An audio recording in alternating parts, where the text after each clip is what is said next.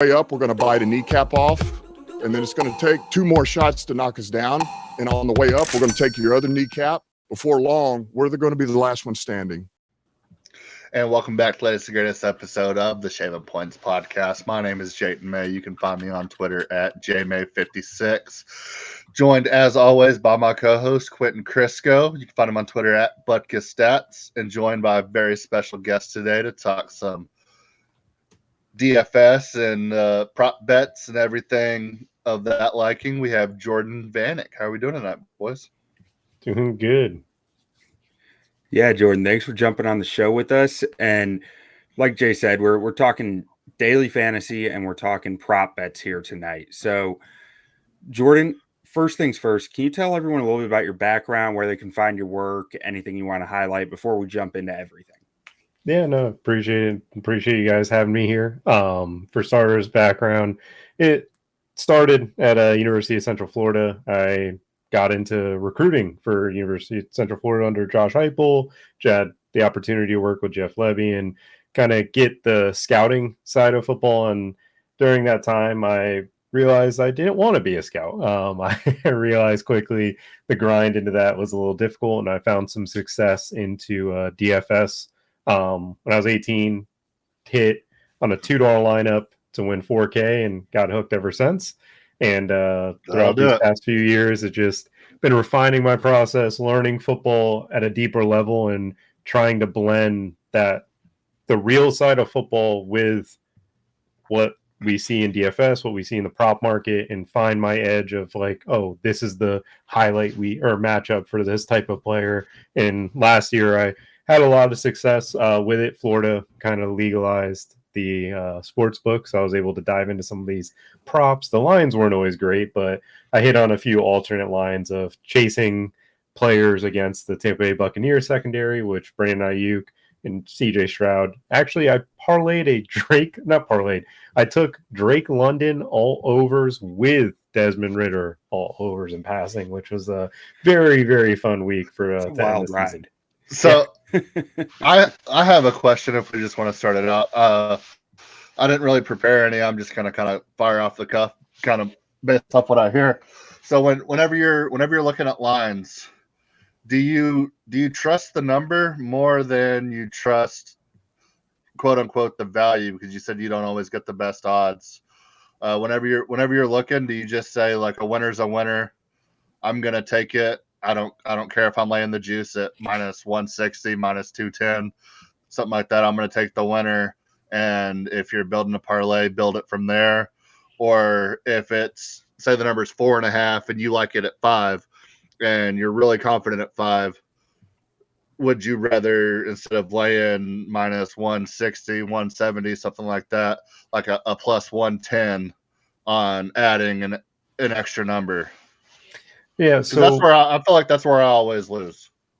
the people don't realize the half point and how much that matters. As far as the comfortability of it, like for me, Hard Rock is the only sports book I have. So like whatever their line is like what I have to go to, which sucks. Gotta take what you get. Yeah. So, but as far as like that half point, if I don't want 10. I don't want 7. I want to take that extra half point regardless. Like if it's going to lower the juice, that's, part of the game. At the end of the day, like making money is what we should always be about. And like the idea of like, oh, you have to be perfect to what they're setting. Like they're really good. Vegas has always been able to win. It's like the professional gamblers in our space are 60% winners. They're not, 100% of the time. They're not 80%. Like if you see anybody tweeting in that type of manner, just know that there's a reason why if they're an 80% winner, they would not be able to bet at a high level. I can speak from experience. Yeah, you get cut off. Huh? I said sports books will cut you off. Oh yeah, I'm limited on Hard Rock. Or limit your limit your bets. Oh yeah, Hard Rock has limited me, and my advice to my father has also gotten him limited. So you said something about key matchups or key style of players that you might target. Do you have any examples of that, or guys that like kind of archetypes, if you're thinking about from like an NBA 2K standpoint, of like guys that you pay a little bit more attention to because they tend to pay out better? Yes. So I want the boom play. I want the player that I think is going to get that deep ball, have that opportunity to create the splash. That's Justin Watson every week for Quentin. That's pretty. Justin Watson over like 11.5 yards is a beautiful one. I'm pretty sure he sent that to me 11 times. You have no idea how many Justin Watson over 14.5 yards bets I've lost by 1 yard. He's killed me in showdown slates.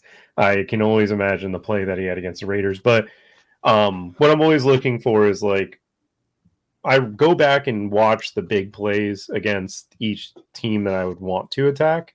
And then I think, like, as a coordinator, like, how can you make that happen within your scheme, within your offense? Like, the team I wish I could have bet props on back in the day was when Tom Brady led the Patriots and their style of playing offense, because they attacked your weakness. They didn't care. Yeah, they just didn't care. They didn't care who, like, they didn't need Julian Edelman to get 12 targets. They would go to whoever was the best matchup. And I remember back on Christmas, Chris Hogan was the guy 100% in DFS. And he had 120 yards and 2 touchdowns. And it's like, not many people do that, but it's one of the things. They wanted to. Jimmy Smith, I knew, struggled against double moves, and Chris Hogan was the guy on that type of route for Tom Brady at the time with the Patriots. And that's kind of like, I want matchups that I think bode well for the offense and how they attack it. Though Brandon Ayuk last year was a big hit of mine because Tampa Bay lived in cover 3. They also blitzed a ton. And against cover 3 coverage, Brandon Ayuk was a 35 or 40% target share for the 49ers. Like, that was the coverage that he beat for them last year.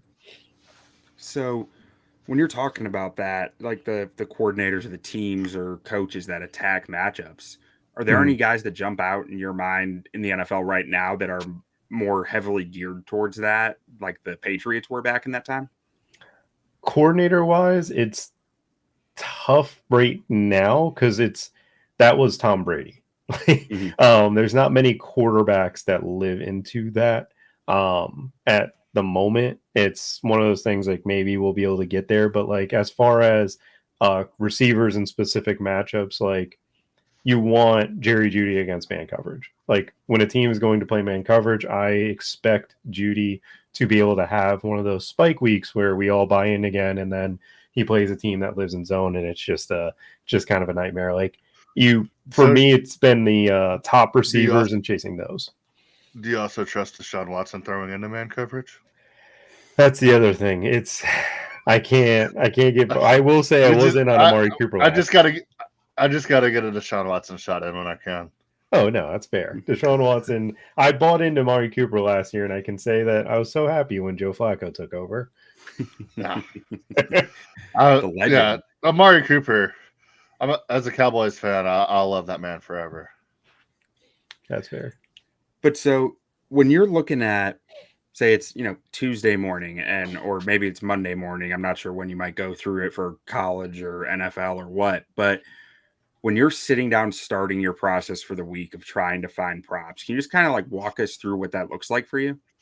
So the first thing I always start with is the week prior. I go through and get as much of the data as I possibly can. So for me, it starts Tuesday or Wednesday because that's when the data providers like Sports Info Solution, Fantasy Points, some of the other top tier guys get their data out there. And then what I do is I'm going through like to make sense of the matchup. So I will pull up the stats of the game, pull up what the advanced analytics are telling me, and then I actually watch because I want to see, was it a blown coverage? Was it someone just falling down? Like, is it the Denver Broncos and Pat Surtain missed a few plays? And that's why the number one receiver is able to thrive. And then one thing I noticed last year with the Carolina Panthers was if you had an alpha and you didn't have a secondary guy, we would rack it the entire game on your number one receiver.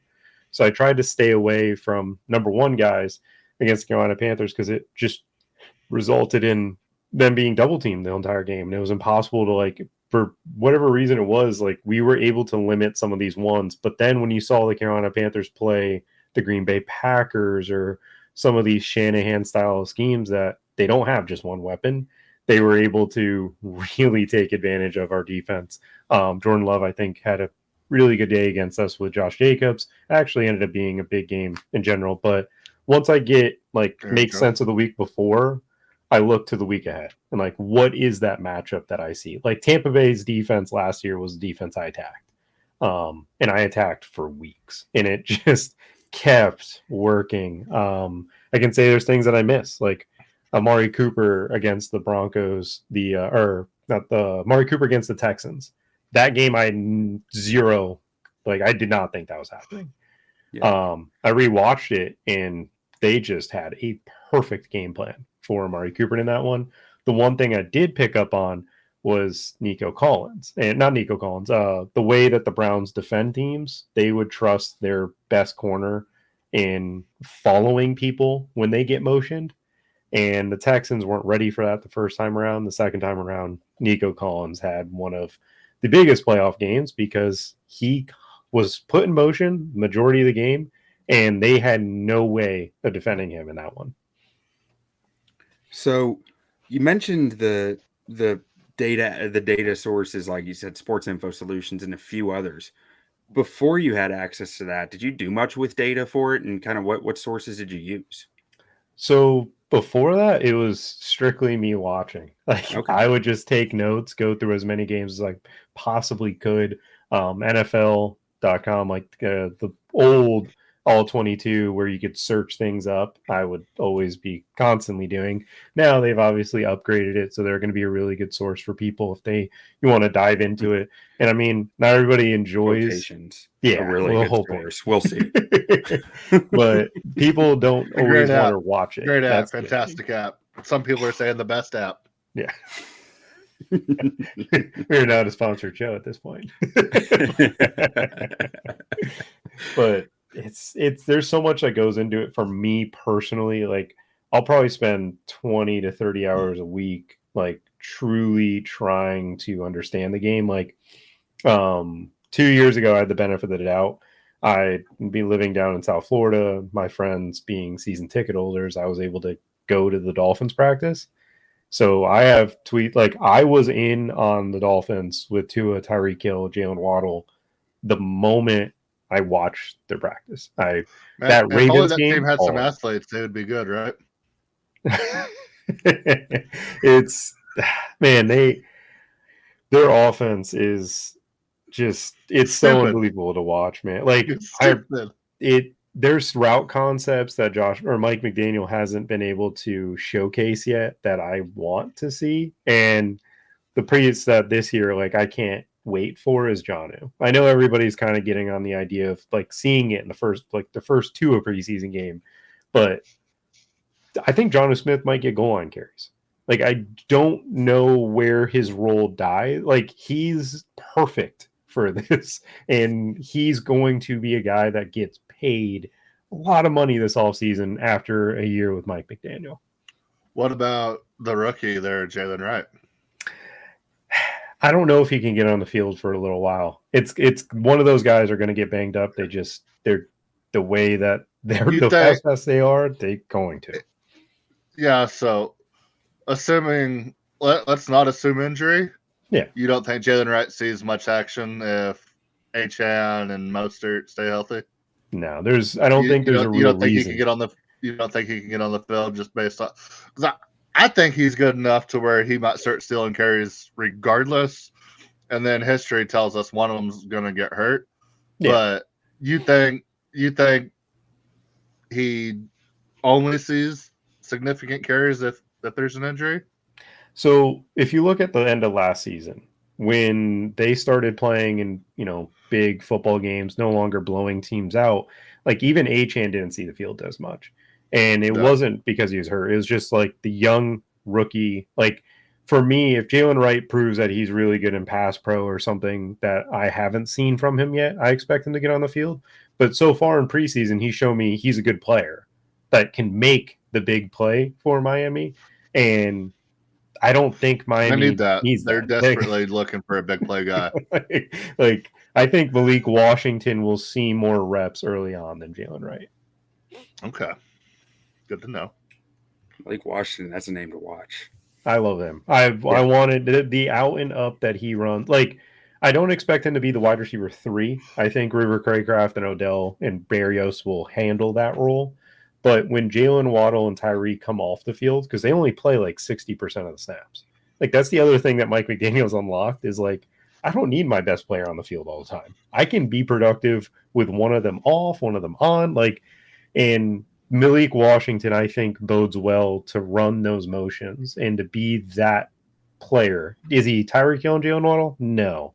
But teams are going to tee off on the run when those guys come out. So it's going to open the door for him against like one-on-one coverage most likely. And his out and up is something that Mike McDaniel's going to get 6 on. Like it's one of the best in the country. And we're coming out of our college this past year. Like if you watch Malik Washington, what he did at Virginia, like he had like 27 yards in week 1 and then had 90 or more in every other game the rest of the year. Yeah. So speaking of the Dolphins, what is like, I'm just sitting here thinking about last year. It was like, they were explosive. They put up a ton of points, but then there were some games where it was just like they couldn't do anything. What did you notice any trends there that you would avoid any Dolphins props or DFS with against certain styles of defenses? I wouldn't like teams that played them the second time. I would just avoid it. I wouldn't take unders. You just don't take an under of Tyreek Hill. I don't care that his line's 104. I'm okay with not betting it. But when they played teams the second time, it's not that they were worse. It's like there's a lot of reasons to why the Dolphins have not had the success that like against those bigger teams. And granted, Tua this year has lost some weight and is supposedly going to be a little bit more mobile. We'll see. I will say every year since he's gotten Mike McDaniel, he's improved at the thing he said he was going to do. Like after year 1, it was, I'm not going to get hurt. And he played 17, led the league in passing. This upcoming year, he said, I'm going to be more mobile. And like you see him, he's slim. He's a lot more slim than he was. And the whole taking hits thing, he doesn't need the extra body weight. He can know how to fall, which is the weirdest thing, but it's true. He was doing barrel rolls and stuff last season. Is this Jordan Vanek, the DFS specialist talking, or is this Jordan Vanek, the Alabama fan talking? Oh, this is, I think, well, no, I love Mike McDaniel more than most. He's my favorite coach in the NFL at the moment. I think that as far as like the Dolphins. Tell me you're not in love with Mike McCarthy? No, my God. Jerry Jones is a big no for me. Mike McCarthy and Mike Zimmer being your head coach in DC is just it's an ugly thing to see. But the good news is Mike Zimmer, McCarthy offense last year down the stretch was fantastic. Still, it mattered. Wait! I want to dig in on the Zimmer. I mean, I could get in deeper into that too, honestly, because I like Zimmer a lot more than I like Dan Quinn personally. But what were you getting at with Zimmer there? So Zimmer, his style of defense is the meta, like the top, like the way defense is played. So Zimmer's last years in Minnesota, he was trying to play quarters like a lot. He was trying to get these concepts that are now the Jets live in it, the 49ers live in it, like the Eagles are going to live in it with Fangio. Like these teams of like, we're playing this umbrella coverage, playing different concepts. Like he was doing that, and then the roster fell apart and it was just time for him in Minnesota. So I think Zimmer's the right move for the Cowboys for this upcoming year. The biggest problem that's going to be, it's just apparent, is that interior D-line and linebacking play. Like Eric Kendricks is an upgrade of what they've probably had, being familiar with Zimmer, getting used to that double A gap like look that Zimmer thrives off of.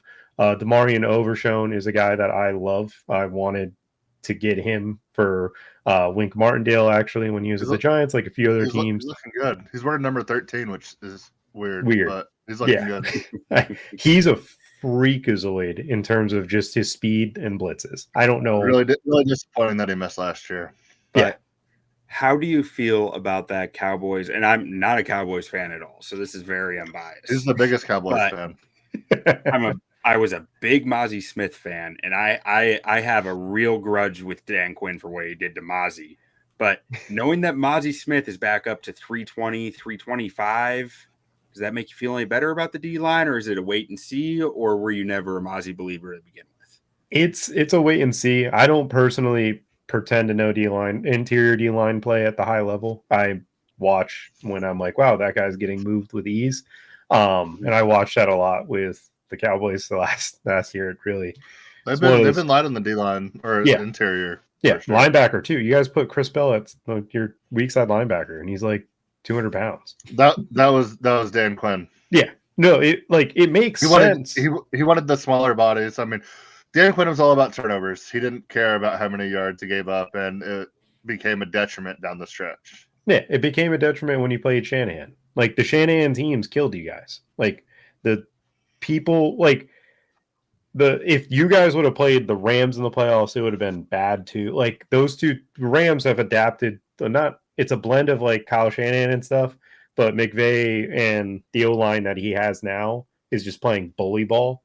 And if they would have been able to play you guys in the playoffs, like Kyron Williams would have had a field day against that O-line or D-line and linebacking play. And it was Dan Quinn's way. Like it's his philosophy. It's also the roster he was kind of given.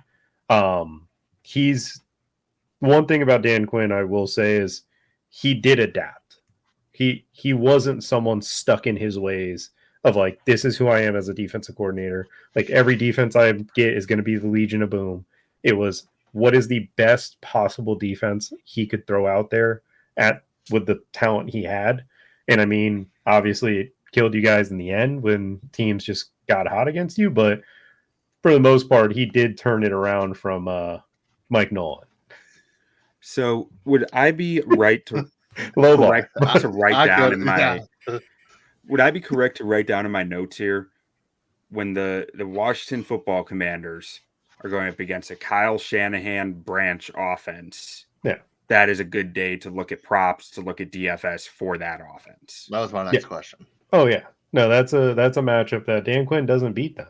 Like if you think of Kyle Shanahan, every time he's played Dan Quinn really since, I think the 1 year early on with like Brian Hoyer and San Fran, it wasn't really good. But other than that, he's like it's that whole coaching tree that they had in Atlanta, or Washington actually at the time, like what they've done to today's NFL.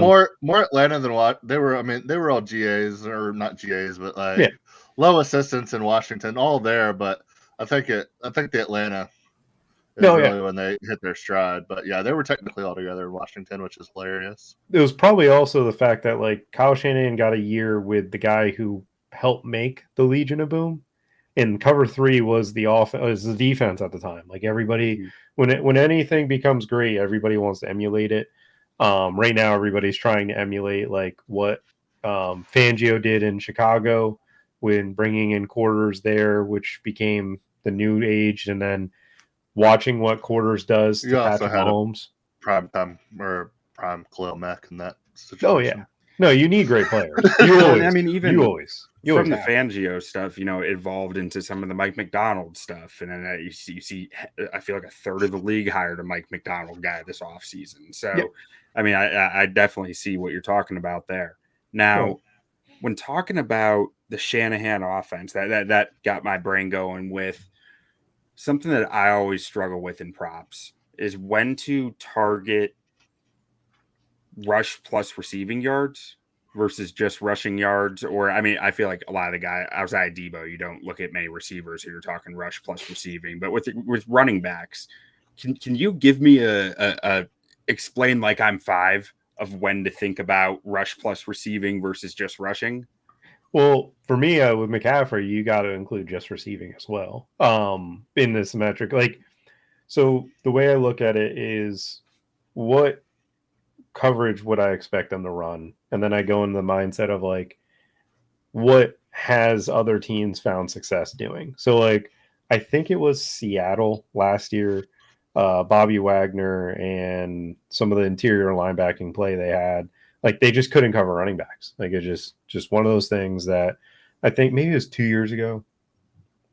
Regardless, I think it may have been 2 years ago with Elijah Mitchell, but it didn't. Like the matchup itself, like what did previous teams have success with?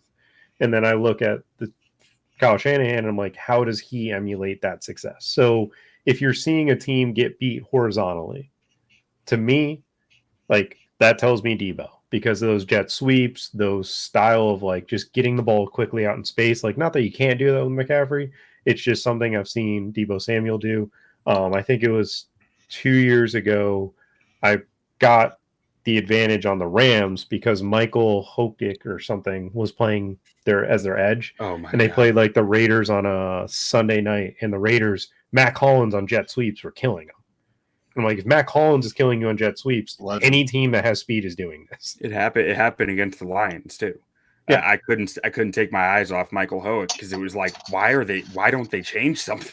Yeah, it's just what Raheem Morris had to work with, kind of thing. It's yeah. It's just you gotta, to me, like, in the impact of people getting hurt and how does that change everything? Like the 49ers this upcoming off season, I was like, man, Dre Greenlaw, like they don't have anything to replace that.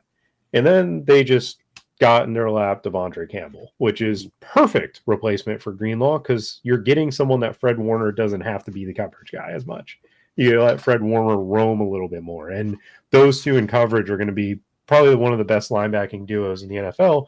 And then they also, it sucks, the 49ers and the Chiefs probably have two of the best draft classes in this, from what I've seen.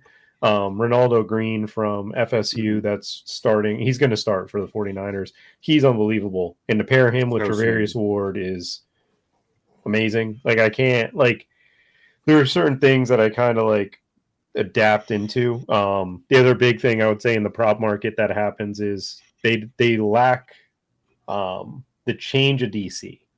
So, for example, the Green Bay Packers don't have the Joe Barry defense anymore. Mm-hmm. They are going to be so much better against the run. They are going to be a defense that I expect to be a top 10 run defense. They have so much talent on that D-line front seven. Yeah. And they have a Greg Schiano disciple as their DC, comes over from Boston College. He's going to play man cover. Like, to me, the Packers are going to resemble what the Browns defense did last year. Where the Browns defense, they're going to be up press coverage. They're going to be in your face. They're going to be coming after you, blitzing. They're not going to let you run the ball as much. And for me, like week one, I'm avoiding Saquon Barkley. I might even take an under. I just don't, because Eagles have a little bit different when you have that running quarterback aspect of things. It makes run defense a lot harder. But in general, Jair Alexander or who's the other corner they have on the outside? One of those guys is going to be matched. Nixon's the slot. But like A.J. Brown and Devonta Smith and Jalen Hurts passing props are going to be the way I attack the Packers. Because I think the Packers are going to play a lot more, not man, but they're going to blitz more. They're going to give one-on-one situations. And Jalen Hurts sucked against the blitz to end last season. So I expect them to come out and run it. So you'd mentioned something there about maybe taking a Saquon Barkley under. Do you look to target unders, or do you try to avoid unders because it's the NFL and anything can happen, and you look more for value on overs? Because I feel like any typical NFL fan sees a DFS or a props, and it's just like, oh yeah, he's going over. Like, it's so easy to say people are going over. Like, do you find value in unders, or do you just focus on specific matchups and saying this has the value of going over? So if it's an egregious line, I will take the under. When it's a great player, I try not to, because like no matter what I believe, like Saquon Barkley is Saquon Barkley. It's like boxing or MMA. It's like it only takes one. Yeah, like Saquon Barkley can break an 80-yard touchdown because someone misses their assignment. Like, not every running back has that ability, like a Jerome Ford or something. Like, I also try, when I'm taking an under, it has to be with game script. it has to be the philosophy of like this team has to abandon the run because this team took a good lead. Like you can't, to me, I don't think I can justify an under that doesn't correlate to that. Like I don't want to take an under in receiving prop if I think the team's going to get blown out. It's like they're going to be throwing the ball. Can you give an example of that if you have one that isn't too hard to like pull up? No, a good one would be I think the 49ers against the I think it was the Commanders. I was taking it was the Buccaneers. So I was taking all these like lines of Brandon Ayuk. And I'm like, Brandon Ayuk's gonna have the big play, yada yada. And like just because he's gonna have a successful day, I wasn't going to go and take a bunch of unders on Debo or like McCaffrey because I'm thinking, well, Brandon Ayuk can create those big plays. They could get the big lead, and then McCaffrey can just eat because he's running the ball. And at the end of the day, I think Vita Vea was on the injury report too. So it's kind of like he's not playing 100%. So I don't have to be worried about that. Like I would be worried about taking a McCaffrey under because he's not on the field and he can break one. I try to like, or another example, like, Carolina Panthers playing a 49ers type team, like I think the Panthers are going to get blown out. Do I want to take Chuba Hubbard's under? Yes. Do I want to take a under on Deontay Johnson? No, because I know we're going to be put in a spot where we're going to have to throw, and eventually like it might just be too much soft coverage and you just get that last catch. Like I think I took an under on Travis Kelce's receptions. Or maybe I faded Kelce because I thought like the Chiefs are going to blow this team out. But then I also realized that Kelce ends up being the reason that they blow them out. Like I would say game script is just super valuable for the idea of like you don't want to take an under because you think they're going to get blown out if you're doing like receiving props. But I think it's viable for like rushing props, like the Giants against like Seattle, that Monday night game. If you took unders on the running backs, like that's fair.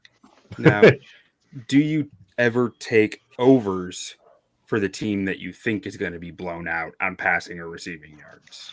Receiving yards or receptions is probably where I target. Because it's more like you're going to give up the soft cushion. You're not going to be trying to press them at that point in the game. But you're also going to be 4 easy catches in the fourth quarter. Yeah, you're going to keep you're going to keep everything in front of you.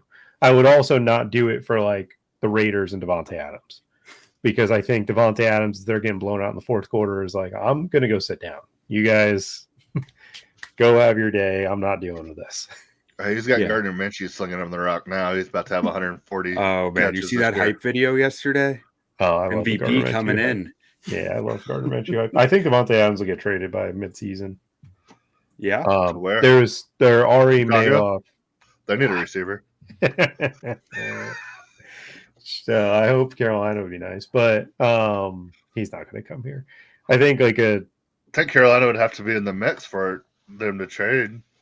Well, we would probably be offering. Devontae Adams ain't looking to. Maybe he'll go to the Jets. Start on a building franchise. Oh, the Jets. That would make a lot of sense. That would be money. Jets would make sense. Buffalo would make sense. Mm-hmm. I'm trying to think of anybody else. Devontae Adams in Buffalo. I don't know if they had the money. I don't know if they could figure out. I mean, financially, the cap can really fit it, right? Well, the cap's not real. The Saints proved that over the last 25 years. Are they still proving it right now? Dude, Atlanta. Oh my God! Speaking of the cap, that's another defense. Like the Atlanta Falcons was a defense I was going to target a lot of. Like it's attack. This coming year. Yeah, and then they signed Matthew Judon and Justin Simmons. I'm going to wait. Okay, so is AJ Terrell that good? Yes, he is a top. He is a top. Okay, so what I mean, so AJ Terrell has the hardest job in sports. He has to go guard the best player every week. Playing for the Falcons. Mm-hmm. Oh. he like Trayvon Diggs. That's another one.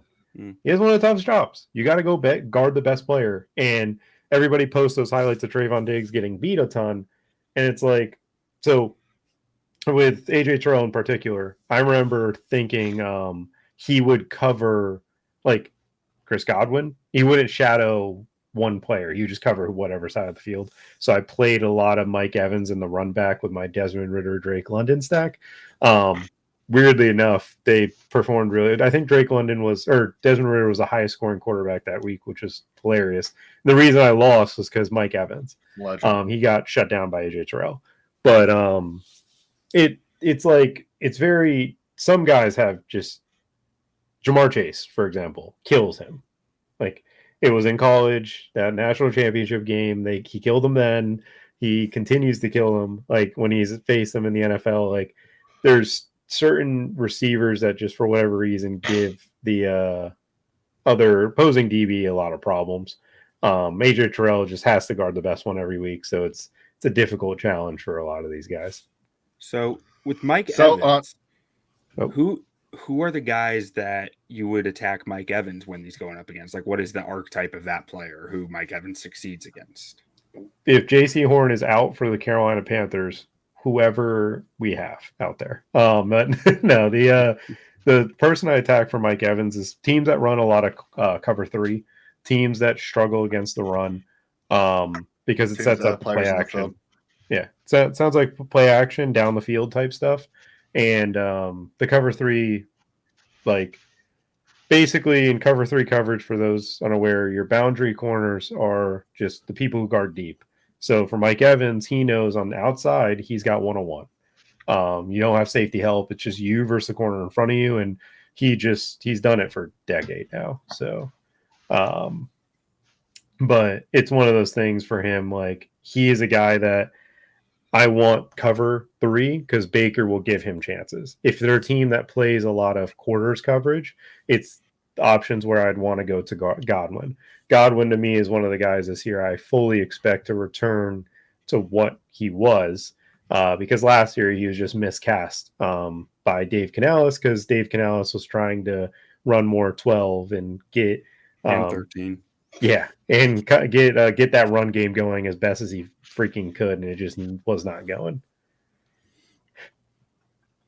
So, all good stuff, good information. Now, earlier you mentioned the Green Bay Packers' new defense, and stylistically how it was going to be more like the Cleveland Browns.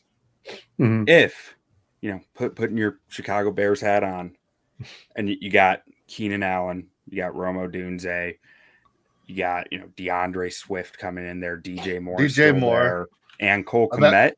What are you looking at? Imagine if Bryce Young had a guy like that. Oh, I remember when that trade happened. I was like, well, we have to have the best quarterback in the draft. That's the only way this works. But the Bears are a team that I think gives the Packers problems. The only thing that I will say about those two teams in particular, if it's December, it's probably not going to matter, because it's going to be both games are December this year. Yeah, it's just one of those things that weather is going to kill a lot of that. I'm happy you guys are building a dome. I will say getting Caleb Williams building a dome makes a lot of sense. But as far as the Bears are going to be a team that gives a lot of teams problems. The only thing that I think prevents the Bears from having the explosion that I think they can have is Shane Waldron. He just had so much talent in Seattle, and it was clear how much the offense regressed with Dave Canales leaving, and that scared me from Shane Waldron, and the lack of what JSN's comments have been, and Geno Smith was very frustrated, it seemed like, majority of last season. And Geno, we can all make fun of the old Geno, the Jets Geno, and everything like that. That year in Seattle that he had was ridiculous. And that was Dave Canales talked a lot about it and why it worked and how it worked and everything. And is that the biggest comeback in NFL history? Sam Darnold's got to do it. Sam Darnold's about to do it. In Minnesota, without a doubt in my mind, that Kevin O'Connell will get it out of him. Oh, really? I don't. I've been on the Darnold train for a while, and I'm Dick Hammer. I thought Darnold was going to take over the job in San Francisco, and then Brock Purdy was just like, I'm going to mediocre my way up into greatness here. No, I think Sam Darnold would be great for Minnesota. If they could find a receiver in Minnesota, I think Sam Darnold would be great. No, Justin Jefferson, if he falls in drafts this year because of that, it'll just frustrating. Like for me, I've picking 9 in every single draft, so I have no chance at him. But like if he falls to 7, that's a joke. Like he's are you doing so if you're doing super flex leagues, he'll be there at 9, and I'm at 9 as well, and I'm between 9 and 11 in multiple leagues. Yeah, and I'm almost positive he's going to be there, and I'm not going to hesitate. No, for me, I don't have the ability with the super flex, but like if you look at, I mean, again, small samples, so the sample, like we can't justify it, but Kevin O'Connell is going to get this dude the ball. In the last 4 weeks of the season, he had a 141 in one game, and he followed it up with a 12 for 192 in one game. And like we could say the Lions secondary has improved. It's a rookie corner. That's what they've added. Like and then Carlton Davis, who he had 9 for 150 against in week 1 of that season. So like for me, I'm looking at like Jay Jettas, and I'm like, Kevin O'Connell, like Justin Jefferson had over 1,000 yards last year, and he had 2 games where he left early with injury, and he had 30 yards in those games.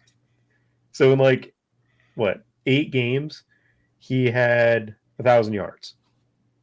I want that guy on my team. Like I know Kirk Cousins was throwing the ball for half of those, but then also Jaron Hall and Nick Mullins were out there. Like legends. He's just gonna be like he's a prop that if week 1 they come out and they're like 80 yards, I'll be taking them over. I know it's kind of obsolete at this point, but were you high on JJ McCarthy coming into this team, or were you it's Sam Darnold's year and it's gonna be JJ McCarthy's not seeing the field till year 2 regardless? I thought JJ McCarthy would take over. I didn't think Sam Darnold was going to start the whole year, and it wasn't going to be because of Sam Darnold. It's just JJ McCarthy, in my opinion, was the most pro-ready quarterback coming out because he... More than Caleb Williams? To me, yes, because the offense that he ran at Michigan, like he was making checks at the line. Like he was reading high-low concepts. But he also didn't have to throw the ball. Go? I said he also didn't have to throw the ball. No, he didn't have to throw the ball a lot, but you don't see many quarterbacks coming out and making those checks and stuff. And as far as Caleb Williams, from like a pro-ready standpoint, Caleb Williams is the extraordinaire. Like he's the guy that at USC, a lot of his highlights were plays break down, he gets out of the system, and he made a play. And not that, like, I hate the concept that you want to put Caleb Williams into a system that you just don't. You let him learn from the mistakes. Like he's going to make throws that are going to be like, oh my god, I don't understand. He's already doing it. Yeah, I mean, in a way, like the way he throws a football, it looks very similar. Imagine if Carolina could have got their hands on that guy. Yes, I still don't hate Bryce Young. I'm not all out. I love Bryce. Like Bryce Young is going to be fine. It's just he's a lot better than Caleb, so I understand that. If Bryce Young were put in Houston, I think he has a similar year to CJ Stroud. I do. Like, that's a hot take. It is. It's not anything against CJ Stroud. CJ Stroud is special. Got CJ Stroud into a system. We were real high on CJ Stroud. We both were saying that he should have gone to Carolina last year. He would have failed the draft. Like, yeah. I mean, you trade away the number 1 receiver. Like, there's a lot of data to back up. Yeah, your talent around the quarterback and the skill positions, especially a receiver, is just so. I think he would have. It's gonna suck. Yeah, I think he would have failed, but I'm not positive Bryce Young would have replicated what CJ Stroud did in Houston at the same time. So. With Bobby Slowick, it would have been. Just, oh my it's God, all just, yeah. I mean, again, we're like, it's. I don't think obviously the same year, but as far as like the success, like we would be looking at CJ Stroud and be like, is he the guy in Carolina? Like, yeah, and then you'd I think the difference would be you'd be looking at is CJ Stroud the guy in Carolina, and it would be Bryce Young and the Texans nearly made the playoffs last year with a team that probably shouldn't have been there, rather than they won a playoff game. So it's the difference is probably 1 or 2 wins, in my opinion. It's not that's fair. Crazy. I mean, I will say as a Carolina Panthers fan, picking Jonathan Mingo, not Tank Dell, is something I will always hate. What do you think? What do you think about your rookie running back out of Texas? like Jonathan Brooks a lot. I didn't like that we traded up for him, but it was justified. I wanted to like him, but there's like everything about me wanted to like him, and then there was just something in like the back of my mind being like soft. Well, me and Quentin both graduated from Texas Tech, so I mean, you gotta not like. I mean, yeah, you could never have Bijan Robinson on your team. He can't possibly. I mean, I might this. Jameer Gibbs is much better. but no, the again for just Tank Dell is a guy that I still hate that we didn't pick. I don't like the Senior Bowl that year. I think I put Tank Dell in my top 5 of receivers in last year's class. I think I put him maybe before the draft. Yeah, I was super high on Tank Dell. I mean, he wrecked it at that Senior Bowl. I do remember that, but he's just small. He's one of my biggest draft misses, and it's not because I didn't think he was talented. It was because I just didn't think you could play that light. He is a baller, man. Like I would watch his plays in the NFL. I'm like, yep, he's real. I was wrong. He is good. Yeah, me and Greg Jennings talked about it. We had our show last year. We had him as our biggest sleeper in the draft. Like he was me because Greg, I sent him a bunch of clips from Tank Dell's Houston year, and people want to tell you small. He was killing Sauce Gardner in the AAC champ. He dominated Cincinnati, and they had 3 guys go to the Chiefs, to the Jets. Seahawks, 3 starters. That Cincinnati secondary was strong. Oh, it was disgusting. It was wild how good they were. It's the reason why they were in the freaking college football playoff. They deserve to be. I remember that being a whole discussion. I was looking at that team they had NFL players. They just played Bama, and that's not fair. Speaking of college, do y'all want to talk a little? Do you do a lot of college, or you got some more NFL? Can I toss one more question at you, and then we get to college? Defensive secondaries this year. Are there any teams that you are specifically thinking about as that's a secondary to generally target because of the talent differential is just that big against the average NFL receiving? Or they're overrated and you're going to get better numbers because people think the defense is better than it actually is? Looking through the teams in the NFL, I mean, I don't know if I feel like teams will react appropriately to New England. New England secondary, I don't think is going to be very good, especially losing Judon. They just don't. It's also D-line and cornerback play would tie together really well. Looking through, Pittsburgh is a defense that I'm not afraid of at all. I'm afraid of their pass rush. I'm not afraid of Dante Jackson or their secondary, the corners that they have. Joey Porter was solid last year. I didn't think he was great. Legacy pick. I'm trying to think. I'm trying to think of looking through difficult off the top of my head. I will say I know defenses that I'm afraid of. Chicago's one of them. That secondary is nasty. Yeah, I think when you guys signed Kevin Byard, I said that that was a top 5 secondary in the NFL. It's good to hear because I didn't quite buy the hype as much as everyone has kind of bought into it in the fan base. I knew they were going to be good, but I didn't know if they were going to be top 5 in the NFL good. I keep hearing smart people say it, so now I'm starting to be maybe I'm on the wrong side of this thing, but we'll see. Yeah. Also, nobody talks about the fact that they just went and got Montez Sweat last year. Everybody seemed I felt like Chase Young was the flashy name that got traded. Mm-hmm. They're but then Montez was always the better player. Montez was always the better player. He signed to a contract immediately, a monster contract, and completely turned the Bears defense around last year. Mm-hmm. And even after that, nobody's talking about the fact that Montez Sweat is a monster on that D line, and they have an incredible secondary. I'm so high on the Bears this year. It's a tough division, though, man. It's their record might not resemble what the talent. I don't think it's as tough as people think. I don't think Green Bay is good.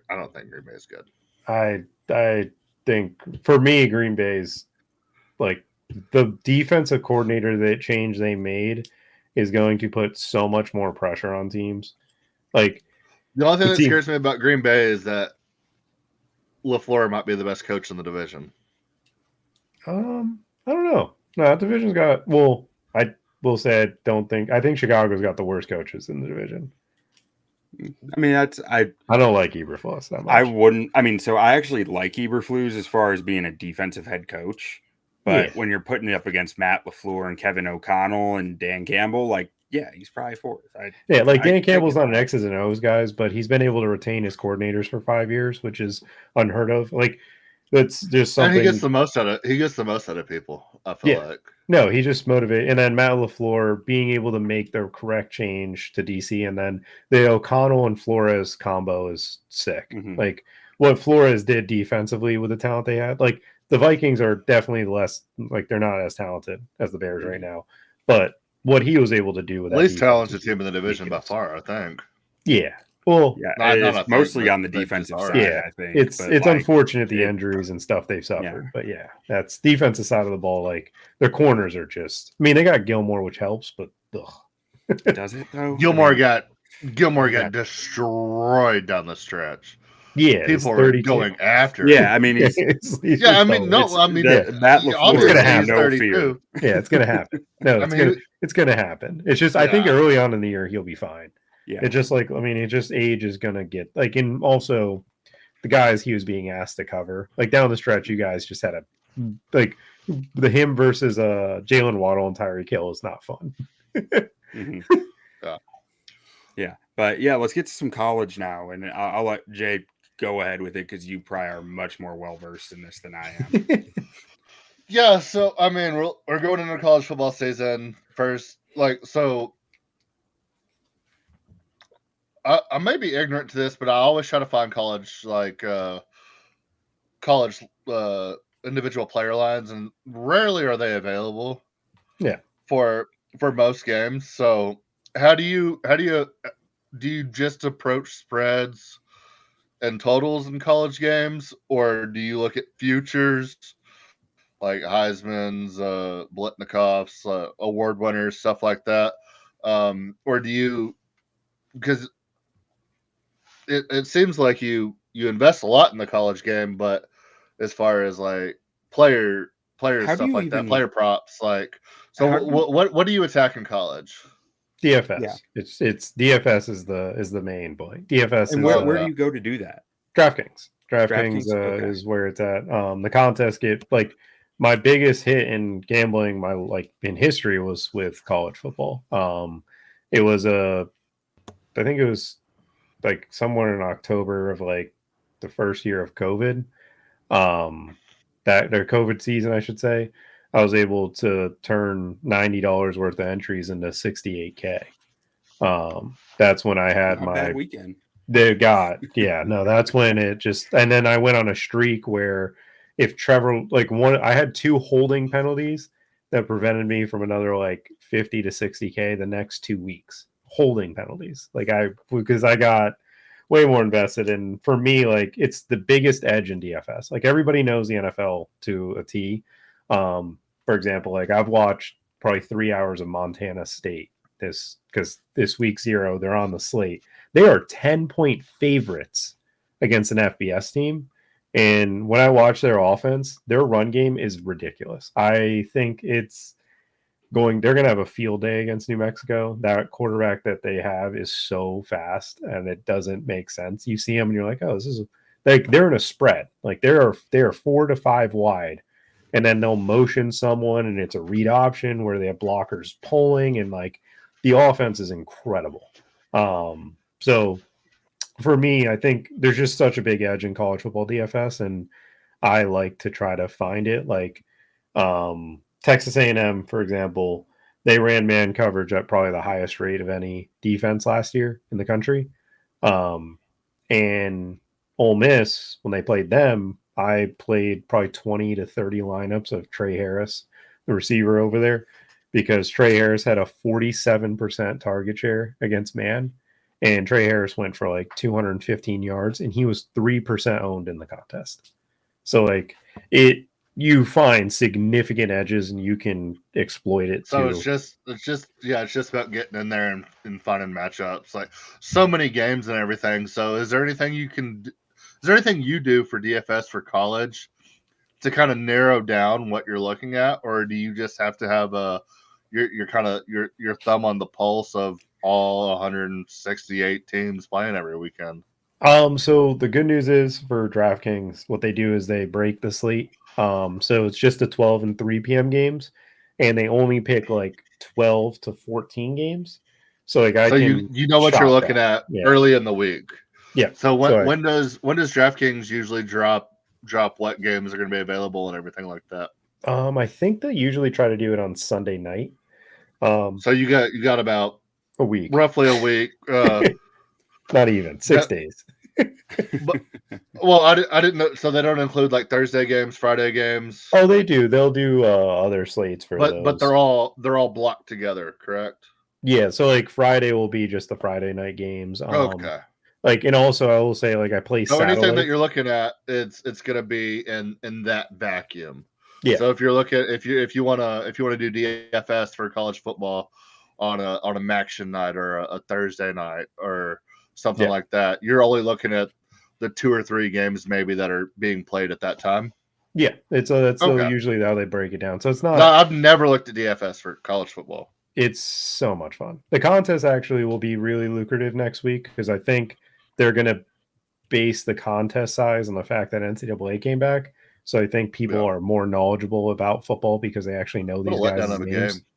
I like it. I enjoy it. Like, because we've got like a 10-man dynasty going, and it's been very competitive. There's things I like about it, but I felt like they dropped the ball in a lot of places where they were advertising that it was going to be so great, and then they were talking like the certain things like, oh, we sent multiple people all over the country to get every single stadium right, and multiple stadiums are wrong, like. Yeah. And then they were talking about traditions and everything like that, and they're just missing so much. And then the gameplay is just Madden. It's the same people who make Madden, is what I was about to say. Like, you had to know that a little bit. Oh, yeah. No, for me, when I was 13, 14 years old, like that last NCAA game, me and my best friend growing up, like he's a little quirky, and he loved power I, like I formate, like just run. Oh, dude, that's what I ran. I ran goal line most of the game in NCAA 13. Yeah, so I ran goal line most of the time with Stanford. It was incredible. So he would do that, and then I was the Oregon Chip Kelly. So like like the whole spread, hurrying up, audibling, everything. So what we would do is I would start the game and just play the half. And we would always try to kick so we get the ball in the second half. And his job was to get the ball in the third quarter and hold it with 3 minutes left in the fourth. Yeah. Our goal was 3-minute line. That's when it was like, you're good to score. Like, we got this. We had a lot of death threats, a lot of people telling us on the video game at 13. We were just loud. It was best. We were like, I think our record was like 111-30. Like, we were ridiculous at the game. Now, no, I can't get online and play like that anymore. Yeah, I never played online. It was all just, so the game came out my sophomore year of college. I guess Q was, or were you a junior at the time, something like that? Junior, senior. Mm-hmm. So most of our playing was around the fraternity house, at buddy's apartment, stuff like that. So I never played a whole lot of online then, and then we didn't really get the online experience growing up in our generation. Yeah, that's fair. I will say I'm 26. It was just 12, 13 guys in a room, and a lot of things that we did. Everybody would like throw a random team and like a hat. Like you throw in the team that you want, or if you want to be like a saboteur, you could throw in like a terrible team. And just hope you don't pick them, and then you just have to play with who you play with, and it's just bracket style. And like we would do games or like tournaments like that, starting at 7, 8 o'clock at night, finishing at 2 o'clock in the morning, stuff like that. It's a lot of fun. It's kind of how we played. Yeah, it was always a good time. But so with college, like how do you decipher? Maybe you don't decipher as much, and it's more based on talent. Or I mean, you tell me. I'm asking because scheme, I feel like it's so hard to read coverages in college tapes sometimes, and like to get trends with it. And maybe you're more skilled at it than I am, but I feel like a lot of times it's sloppy and it's tough to tell exactly what they're running. So what do you use to kind of decipher like how you're attacking what in the college game? So I rely heavily on the sport, like the data providers that I've got access to for that type of stuff, because it's impossible for me to know every single team in the country, but I do know tendencies. I do know like certain offenses, how they operate, why they operate a certain way. Like, again, I recruited with Josh Heupel. I know exactly what he's looking for. I know exactly how he wants to operate. Like Brandon Lawson is the recruitment director of Tennessee. He was my boss. Like every single day I was reporting to him. We were building out how he wanted the team to operate, and like Tennessee is a program that I fully expect to be one of the top teams in the country this year. Like they've obviously gotten better and better. Joe Milton wasn't the number one overall pick. Yeah. They got James Pierce will be and also they just got the number one recruit too. But they're unbelievable. Depending on the site, but yeah, that they're going to be fun. Yeah, but like, they're gonna be fun. Steve Sarkisian, for example, when he studied at Bama with Saban, I knew going into those games he was going to kill us. I don't know how, but I knew I was missing something. Those slates, I'd go lighter because it was worthy, and it was A.D. Mitchell, and like he knew how to take Saban's quarters coverage and get Caleb Downs as a true freshman onto Xavier Worthy. And Caleb Downs actually held his own. It was unbelievable. But like certain teams have certain things that I would say like I kind of pick up on, and like how do they like every system? How does Rhett Lashley is another one. I got to talk to Rhett Lashley at the Senior Bowl, and Rasheed Rice is there. We had a really good conversation. Mike Norvell and I talked a little bit when he was there as well, and like I watched the Mike Norvell and Memphis teams and how they operated, and like in my head, like these coaches are who they are, and when they get the right matchups, it's the explosion days, and you just gotta find the matchup that makes a lot of sense. Like this weekend, I don't believe it's a lock at all. Like I'm not like, oh my god, I'm going to throw $1,000 on it, anything crazy, but I think Georgia Tech can beat FSU. There's nothing to do with Mike Norvell as a coach. It's just the specific matchup. It's in Ireland. It's an eerie type feel to that game. They're a team where Georgia Tech returning like 19 starters or 8 or 17 starters. I think 11 on offense. And what did Florida State lose? Something pretty like much everybody. And the only thing we have to go off of that Florida State fans make an excuse of is they said, "Oh, we didn't play our guys against Georgia." You lost by 60. I don't care who you had out there. You're Florida State. It's not like your backups are 2-star. Like, right. These are the guys that are playing next year. And like for me, DJU, like they got him. That's a transfer. It's a quarterback who's been around. But like to me, it feels like the Joe Milton of for Florida State. Like it felt like Hendon Hooker was like the Jordan Travis, where he ignited the program. But now it's not a fit. Like DJU doesn't fit Norvell to me. And also the receivers they have, like it's a lot of question marks. They're going to be able to run the ball, and the run game can save them on Saturday. But if game script gets away, like if you get down 10 in the first quarter, how does your team start to react? And that's when, like, I think Georgia Tech can take advantage of it. For this weekend, Eric Singleton is probably going to be in every one of my lineup. He's going to be like 70% owned, and I just don't care. He's the Georgia Tech number one. Data from last year, he had like a 32% target, or no, 24% target share versus two high safety or 2 high shells. And Florida State is one of the top teams in the country running that. So, yeah, me and Jay were just talking earlier today about thinking Georgia Tech could at least cover against Florida State, maybe beat them. So, Jay, what was the comment that you had on Georgia Tech's offense? Oh, they're finally running an offense that was invented after the Vietnam War. Yeah. Yeah, pretty much.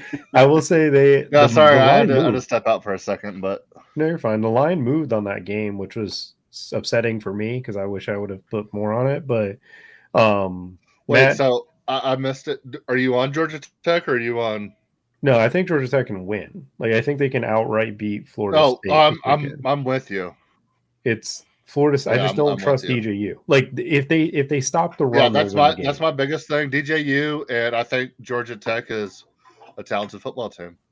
Yeah, their offense is good. Returning 11 starters or whatever it is unbelievable. The only thing is they just lost their tight end, so they have a converted receiver playing tight end this weekend. It's like Avery Boyd, I think he is, playing him in DFS because that's how I operate. Right. Well, Jordan, I have one last question for you, and then I'll turn it over to Jay if he has any final questions. Then we'll let you get out of here. But my final question is: do you have any advice for someone who's never really done DFS or never dove that heavy into props and wants to get more into it this season? What advice would you give them of where to start and kind of how to process it?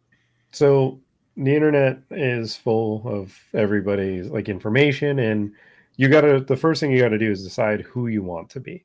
Do you want to be someone that's really diving into all these things and doing the research throughout the week? Or the reality is like you have a real full-time job, you have a family to take care of, and you want to find good people that actually give you the advice you're looking for, that maybe it's entertaining and also winning. Maybe it's just the winning aspect of it. For me, when I was getting into this, I learned from the guys at RotoGrinders. Like now I'm working with them, which is really cool. But it was actually where I started to learn DFS. Introductory articles. Like you can always feel free to ask me certain things. Like I'm not everybody's cup of tea when it comes to the DFS, the way I structure my articles, but like I'm not afraid to tell technically competitors like Matt Kajeski and Osimo is how I got started in the college football DFS. He helped me take down my first big contest. Like his projections on Stochastic are unbelievable.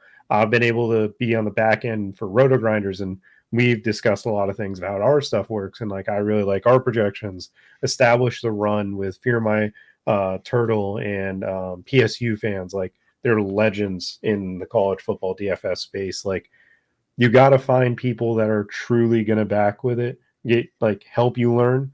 And for me, like YouTube videos are probably the easiest way for people to consume. And from the YouTube videos of Ben Raza and Matt Gajeski, that's how I learned. And then RotoGrinders will have some video content with you guys as well, and establish a run. I think they might be more podcast format, but you could probably find old videos of PSU fans and Fear My Turtle talking college football DFS. Like we're always got to be learning from people. I always pay attention to what's around me. For me, I have the ability to dive in as much as I do and find my own things, but like I started somewhere, and that's kind of where it all started for me. All very good advice, I think, and some of it that I'm probably gonna be listening to this year. Yeah, same. So do you dive into any futures at all, as far as end of season awards, anything like that? So when it comes to college football this year, with in my opinion, a wide open slate, I mean, I think a lot of people are thinking maybe a safe bet on a guy like Carson Beck, who Georgia looks to be the best team in the nation, with Georgia, Ohio State, but Carson Beck is the much better quarterback out of those two teams, like for Heisman. But what award winners, Blitnikoff, Heisman, and anything like that, or surprise teams that might make the playoffs? What are you looking at as far as futures in college football when first year of a 12-team playoff, and we really have no idea how this format's actually going to look at the end of the season? I think a really fun one was Cam Ward for Heisman. I love Utah. No, he's on Miami now. Miami. Yeah, I'm still getting you. Oh yeah, There this transfer portal is throwing me off. You're thinking so of Cam much. Rising. You're thinking Cam Rising, the 27-year-old quarter. Cam Ward was from Washington State. No, he's at Washington State. Washington State, yeah. So for me, Miami's offensive coordinator comes from the Holgerson and like the just air raid, like we're, you know, up tempo throwing the ball and stuff. And Miami last season, there's a quote from basically like there's rumors that Tyler Van Dyke, like the coach wanted him to read the field, and Tyler Van Dyke with Rhett Lashley was told where to throw the ball. And that killed Van Dyke because you'd watch and be like, where are you throwing the ball? Yeah. And Cam Ward is someone will read. I wondered what happened to him last year because I was like, I remember watching 2 years ago, like watching Will Mallory tape and being like, Van Dyke looks like he's got a little something, and then he just fell off the face of the earth. Yeah, Rhett Lashley told you where to throw the football. That's the way he coaches, and it works. And it's like it's simple, and it's, you know, keeps his program and SMU actually get going. But as far as Miami, like I think Sam Brown is one of the top transfers at receiver coming into their program. Xavier Restrepo is someone that I've known since he was 6 years old, and he's one of the most like Miami receivers for them, and he's their chain mover.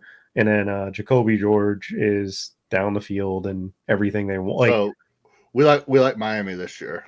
I think Miami can go undefeated, and Cam Ward is the reason for that. And like, so you like Miami in the ACC. Let's.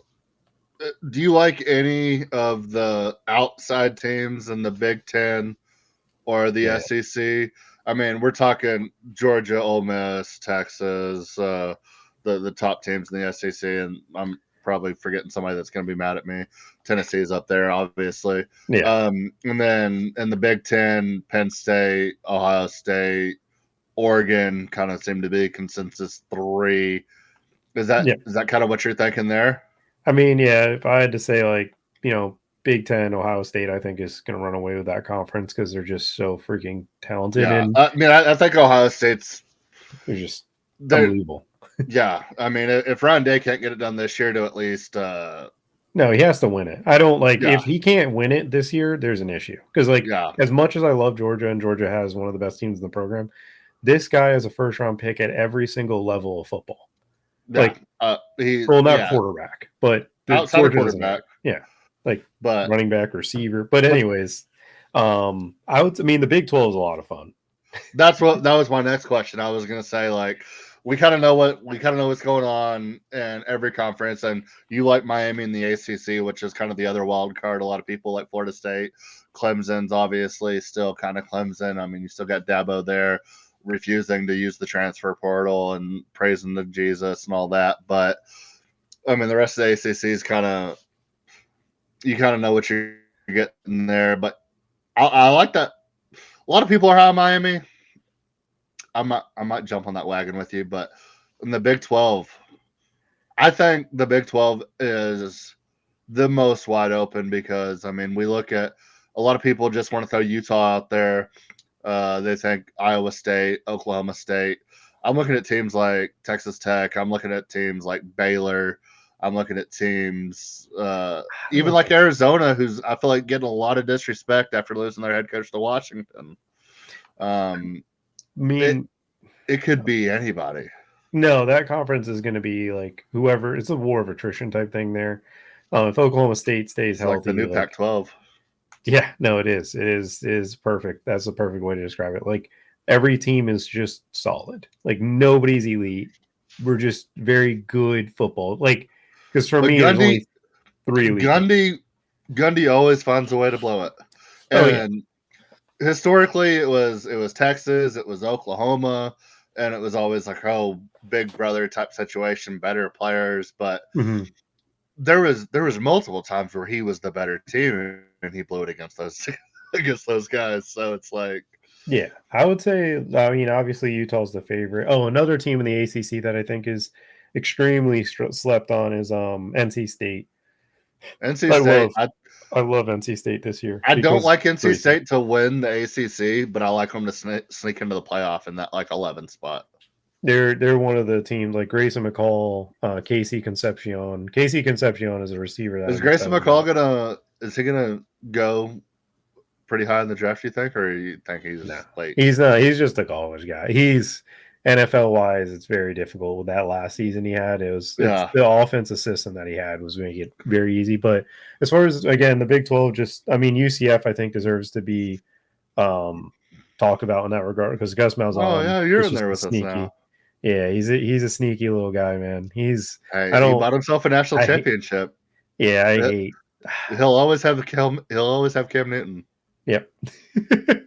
But I'm trying to think of who else was in there that I liked. It wasn't who's the team that I'm thinking of? There's somebody that I'm missing. That's Virginia.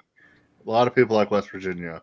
No, it wasn't West Virginia. I know Garrett. Cincinnati, Bay-State, Kansas, Colorado, Kansas State. They're one of the always favorites. good. Yeah. I hate Kansas State.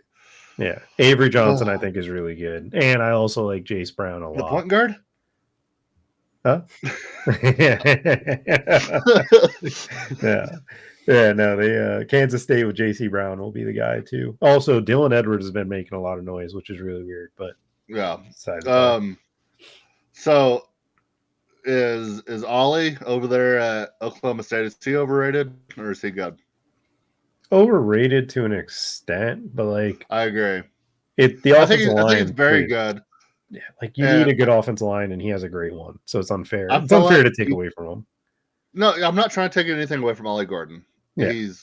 He was fantastic, and as a guy who watches the Big 12, I thought he was fantastic. But I feel like a lot of people who don't watch the Big 12 just see a returning player with the stats that he had, then all of a sudden, everybody wants to act like Ollie Gordon's the best player in the nation. Chuba Hubbard. I remember him. I remember Chuba Hubbard. Chuba Hubbard. But I know at 22,000 yards and everything. Give me Taj Brooks over Ollie Gordon, and that's not a homer. It's not a homer pick. That's fair. Agree to disagree, or do you agree? I can't agree because I've seen too much of Taj Brooks just running into people. But sometimes he runs through them. Yeah, I know. That's the other Taj Brooks with Oklahoma State offense line could definitely put up Ollie Gordon stats. Yeah, that's what I'll say. Okay, and then one last thing, we got to preach to the people on some Texas Tech receivers right now. How good is this freshman Micah Hudson? I can't wait to see him in the slot. I mean, if somebody can get him the ball. Yeah, if Brent Morton can get him the ball. But more importantly, you're gonna scheme touches for him, and it's gonna be really easy because linebackers are gonna have to stay on Taj Brooks. The play action game and the RPO quick passing game is gonna kill teams because one, the Big 12 I don't think can tackle anymore because it's just really hard to play defense nowadays in college football. More importantly, in that conference, your fronts, the front sevens, are just gonna have to tee off on Taj Brooks and make Texas Tech throw. Yeah, no, it's gonna be a super super fun season. So, who are the 4 conference winners? Got Miami, Ohio State. I'm gonna say Georgia. Tennessee. I was gonna say Georgia. I wanted to hear Tennessee right there. Man, Big 12. I'm gonna go with Kansas State. Kansas or Kansas State, whoever. Well, if Jalen Daniels can stay healthy, I like Kansas, but Kansas State would be the one. So I'm going. I'll go Miami with you because I'm not hard set on the ACC. I like that Miami pick. I want Miami to be back, national brand. Give me Tennessee in the SEC, Ohio State in the Big 10, and I'll take my Texas Tech Red Raiders in the Big 12. Easy schedule. We got 3 games basically make or break our season. So yeah, and if I'm doing them, I'm just going off what you guys said for the most part because I have not looked at these teams that closely. But so give me Miami. I'll ride Miami with you guys. I'm gonna go Georgia after see them bounce back. Georgia's so good. I mean, They were the best team last year. They should have won the national championship last year. They were the best team last year. And then it's got to be Ohio State. Like you guys said, they're so talented this year. And then in the Big 12, I mean, I'm riding the hometown bus. I'm out there in Lubbock, Texas. Give me those Texas Tech Red Raiders. Hey, 10,000 brand new seats in that north end zone, baby. All right. Well, Jordan, thank you so much for joining us. Can you tell people where they can find your work again, and anything you want to highlight that you might have put out recently? So you can find and 5 facts why Patrick Mahomes is the greatest of all time. It's gonna be hard because he lost to a 4-year-old Brady, but you can find me over at RotoGrinders for college football work. I'll be doing a lot of college football DFS strictly with them. Gridiron Ratings for my NFL content, which will be basically me just giving my DFS article and trying to find some props throughout the week. And then I'm actually got some upcoming work with Fantasy Points. I've taken a new role with them that I'm excited to release in a few weeks. Not sure when it'll be up and running, but I will have a weekly column with them. Excited to see it. Well, thank you so much for joining us again. And Jay, did you want any closing statements here before we close this thing out? No, this is the most fun I've had on a pod in a long time. Quentin really gets deep in the thick of things with stats I don't understand, and this is the kind of stuff I understand. And we've been doing team breakdowns for the past month and a half. So no, this was a lot of fun. I enjoyed it. All right. Well, thanks again, Jordan. And Jay, who are we not sleeping on? Who did we choose? I think it was a team in Arizona. Cardinals, baby. Don't sleep on the Cardinals. Let's go, Kyler. Adios. That's how we've won all year, team, right? Yes, Hey, you held them to 20 points, man. Yes, you sir. gave us a chance at the end. I got 3 words for you. You like that?